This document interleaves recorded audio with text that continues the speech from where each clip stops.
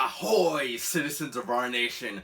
We're all here, and today we're going to be talking about the new film, Pirates of the Caribbean, Dead Men Tell No Tales. Now, I know what you're all thinking right now. Ugh, do I really have to go see another freaking Pirates movie? Now, I don't want to come off as some sort of a Pirates hater or anything like that. I really liked the first two Pirates of the Caribbean films. After that, it sank, pun intended. What I will say is that while this film is definitely an improvement over the third one and the fourth one, it still doesn't quite live up to the first two films of the series.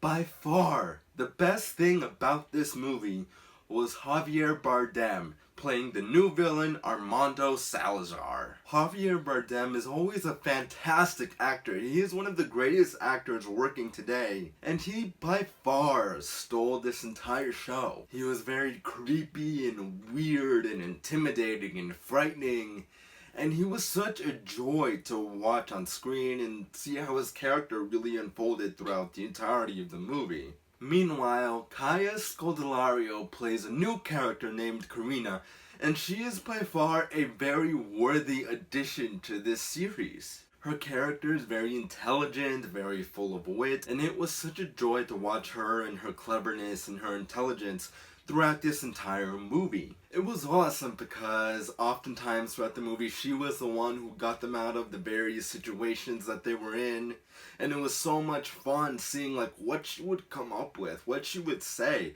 and she was really funny too, so great character here. However, while the characters in this movie were very fun and entertaining, they unfortunately got boggled down quite a bit by the film's plot. The film centers around the search for the mythical Trident of Poseidon, which is an item that can break any curse, like, ever, and it gives whoever owns the control of the entire sea. Each character in the film wants it for a different reason.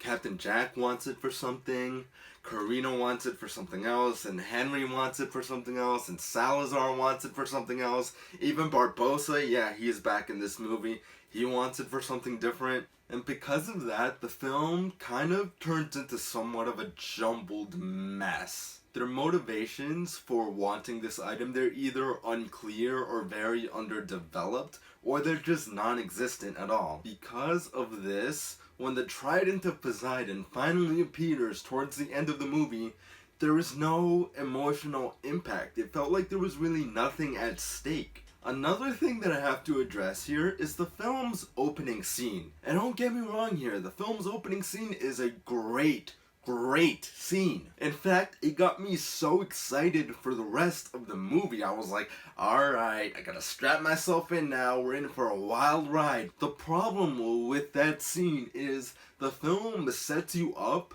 to think that it's gonna be about this one thing, when in reality, that scene has literally nothing to do with the rest of the entire movie.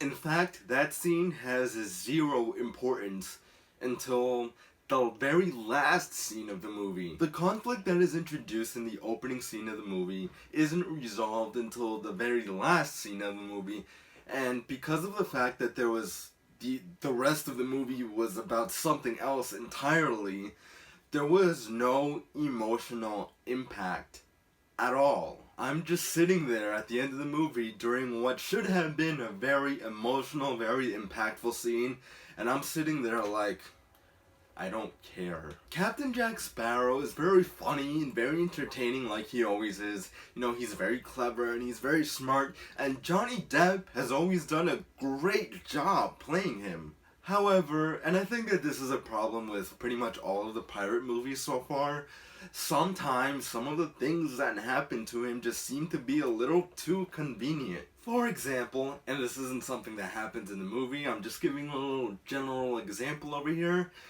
he could be stuck in a situation where he's surrounded by all the redcoats, and then maybe he trips and falls and knocks a bunch of them over at the same time and gets away. You see, things like this are what I like to call accidental heroics, and that's kind of a cop-out if you ask me. One final thing, while the visual effects for the most part were great in this movie, But there were several other moments where they were not so good. Like, there were several times throughout the movie where I was sitting there and I was just like, you are not on a boat in the middle of the ocean right now. You are in front of a green screen on a soundstage in Los Angeles somewhere, and it's very obvious. Now, I understand that there's a lot of intense action sequences that you can't really do on a set, so therefore you need a lot of visual effects for them, but I do kind of wish that they would actually just go out to sea and film there like they did in the first couple of Pirates films. Overall, while Pirates of the Caribbean Dead Men Tell No Tales is definitely an improvement over the previous two installments, it still has some pretty significant flaws. That being said, while I can't say that I enjoyed this movie, I was definitely very entertained by it. On my rating scale, Pirates of the Caribbean Dead Men Tell No Tales gets a 7 out of 10. So, Pirates of the Caribbean Dead Men Tell No Tales. Have you guys seen it? Did you like it? Did you dislike it? Do you agree with me? Do you disagree with me? Or do you want to see it? Why or why not? Comment down below and let me know. Be on the lookout next Saturday for my review of the new film Wonder Woman. Farewell, citizens of our nation. Catch you on next time.